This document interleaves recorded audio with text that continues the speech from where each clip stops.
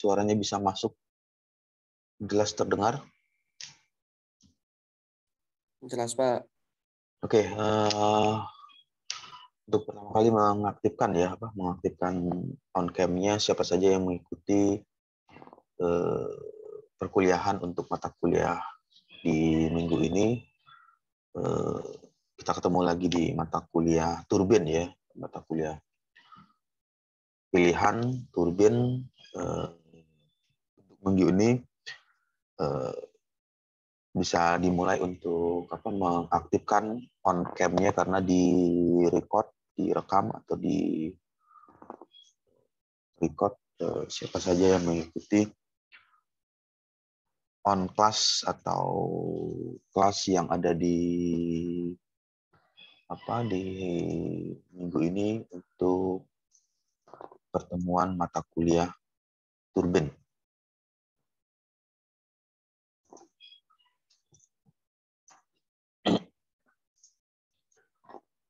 Oke, yang kita ingat lagi di turbin itu banyak sekali modelnya ya. Ada model turbin untuk turbin gas, kemudian ada turbin uap, lalu ada turbin angin, kemudian turbin air. Nah, dari sekian banyak turbin tersebut memiliki fungsi yang beragam ya. Ada yang ditujukan atau digunakan untuk pengkonversian energi atau melakukan pengubahan energi. Kemudian ada juga turbin tersebut yang difungsikan sebagai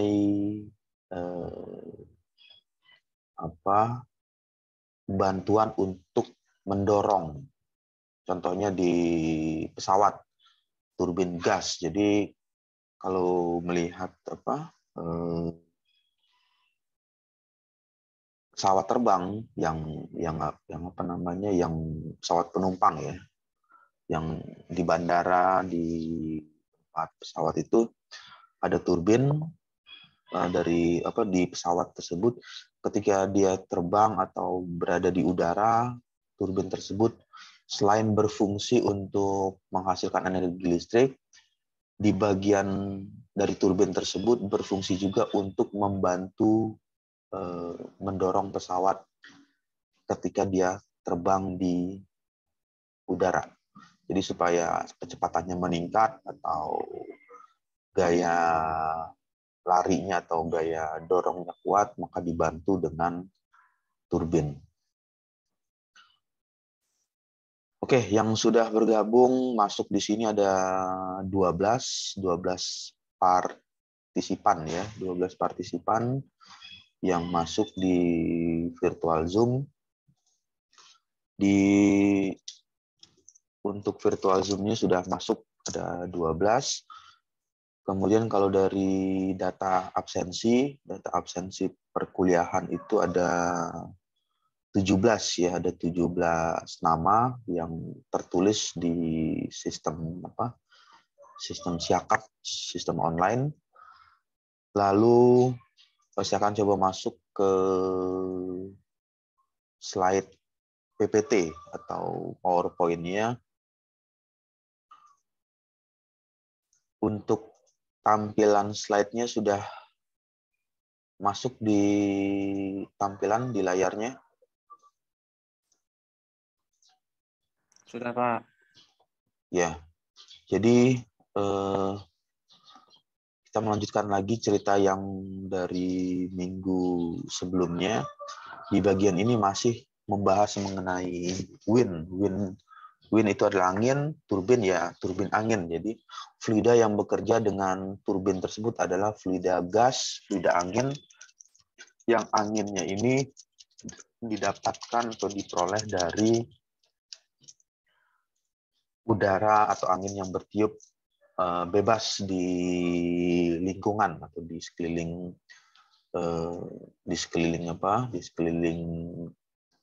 tempat yang memiliki arah atau kecepatan angin yang cukup besar seperti di pinggir pantai atau di atas daerah yang lebih tinggi.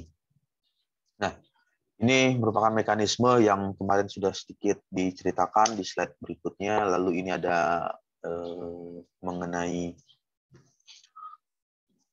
urutan cara kerja angin yang dapat menghasilkan tenaga listrik, karena tujuan awal dari menggunakan turbin angin tersebut, dari turbin angin ini tujuannya adalah bisa menghasilkan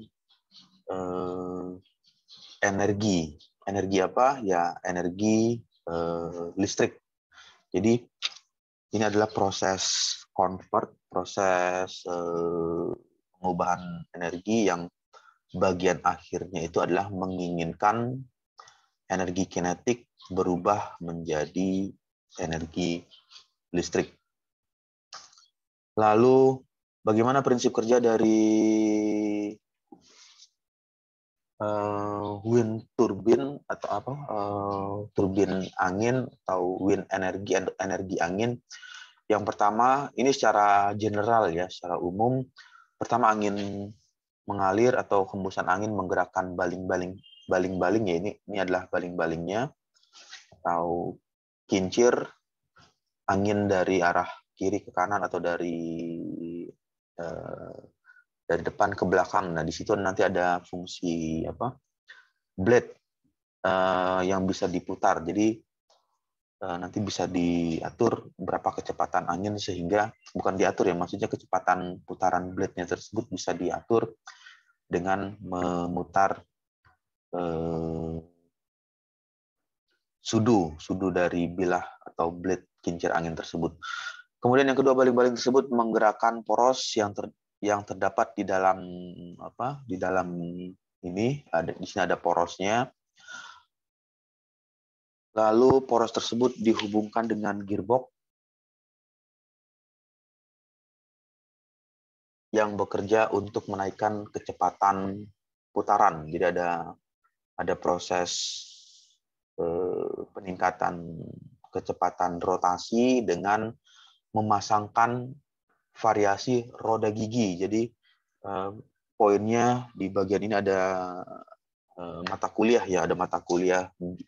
Kalau dulu itu di mesin ada mata kuliah elemen mesin atau perancangan roda gigi. Nah, roda gigi tersebut berfungsi untuk meningkatkan rotasi atau meningkatkan putaran pada bagian tertentu. Ya, seperti apa roda gigi ya, lihat aja contoh mudahnya ya, contoh gambaran mudahnya ya,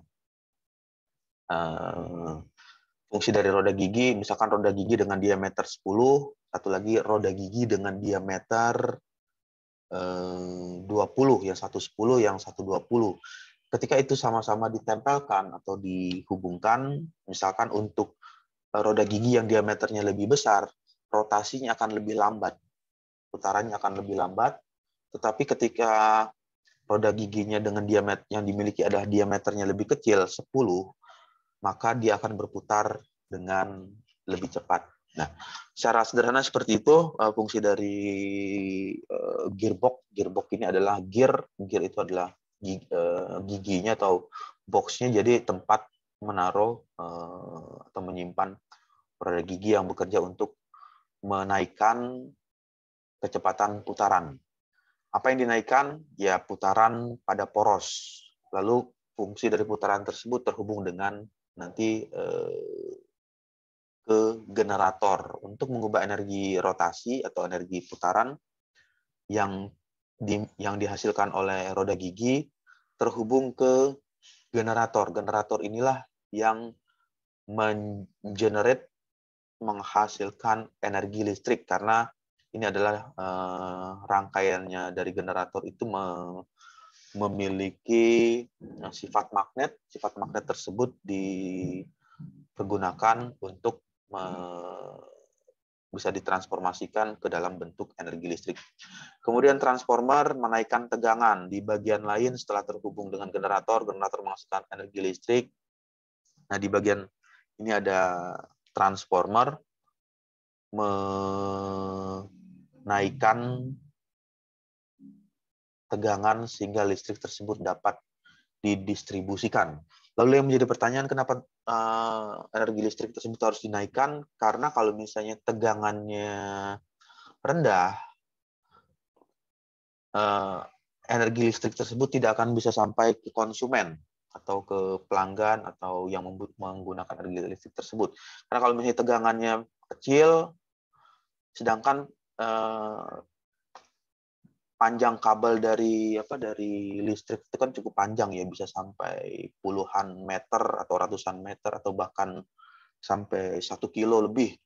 Nah, karena begitu panjangnya, maka akan ada kehilangan energi atau rugi-rugi energi yang hilang. Jadi kalau ketika berada pada paling ujung, posisinya di paling ujung, maka tegangannya tidak sampai atau hilang sama sekali. Jadi tidak ada tegangan. Sama halnya seperti analoginya menggunakan selang atau pipa fluida ya. Jadi kalau selangnya panjang atau pipanya panjang dengan pipa yang pendek, ya pasti tekanannya akan berbeda. Kalau pipanya panjangnya 100 meter dari ujung awal masuk dengan ujung keluar misalnya 100 meter, yang satu lagi 1000 meter. Itu tekanannya akan berbeda. Yang pipa pendek dengan pipa panjang. Tapi kalau tegangannya sudah dinaikkan di bagian ini, atau kalau misalnya aliran pipa tersebut tekanannya sudah dinaikkan atau ditingkatkan, pressure masuknya sudah ditambahkan, nanti dia akan bisa sampai ke ujung pipa yang ukuran panjangnya cukup panjang. Kalau misalnya sampai 1000 meter, berarti dia akan bisa sampai keluar di ujung 1000 meter tersebut. Sama seperti itu analognya atau analoginya kenapa dia perlu ditingkatkan tegangannya. Oke, terus kita masuk lagi ke bagian next slide. Di slide berikutnya, ini adalah bagian-bagian dari turbin angin ya, bukan turbin air atau turbin uap atau turbin gas, tapi yang di sini yang dimaksud adalah wind turbin angin. Yang pertama itu adalah blades, kedua rotor, ada 3 pitch, brake, lalu low speed, gearbox, generator. Controller anemometer. Anemometer ini berfungsi untuk membaca ya, mengukur atau membaca kecepatan angin dan mengirimkan data kecepatan angin ke controlling atau proses pengontrolan. Jadi anemometer ini membaca, misalnya kan kalau kecepatan angin dari utara ternyata lebih besar kecepatan anginnya jika dibandingkan dari arah misalkan dari arah selatan atau dari arah barat atau dari arah timur, maka anemometer akan mengirimkan data atau informasi untuk bagian pengontrolan supaya bisa menggeser atau memberikan putaran terhadap terhadap ini blade-nya. Jadi ini blade-nya bisa diputar ke kiri maupun ke kanan. Oke, sampai sini ada pertanyaan? Oke, kalau belum ada pertanyaan, kita break dulu sekitar 3 menit, nanti saya akan masuk lagi ke virtual Zoom.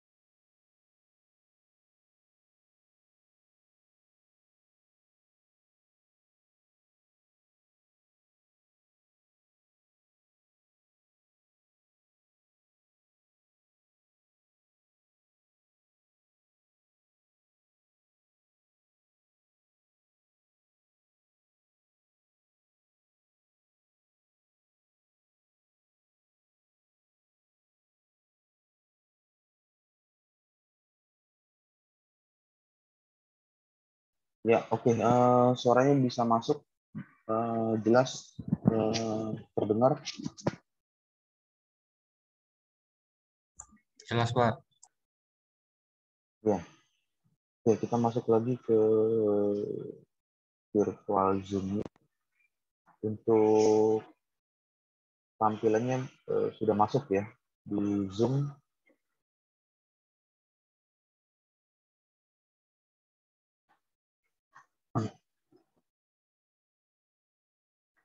Oke, jadi di bagian ini ada yang tadi fungsinya melakukan pengubahan.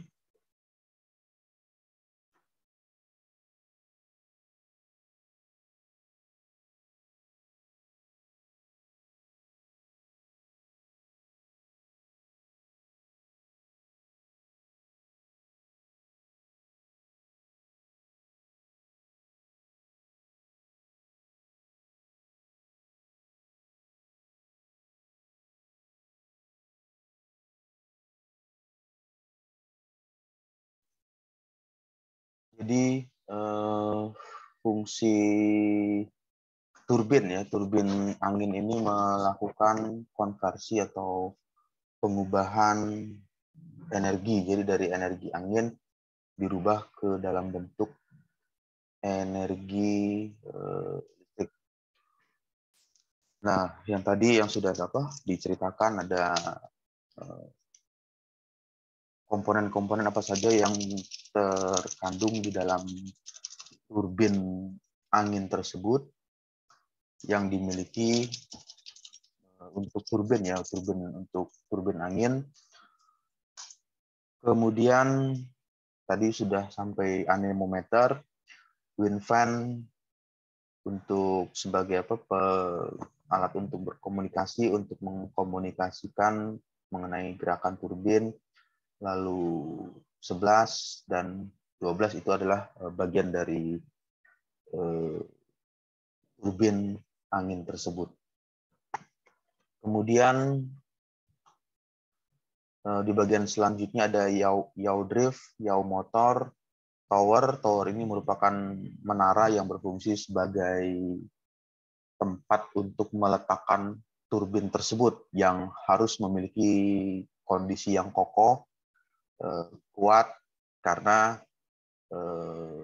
memiliki beban ya, beban peletakan seperti peletakan turbin, roda gigi dan lain sebagainya, sehingga dibuatlah dari bahan atau material yang memiliki nilai cukup kuat seperti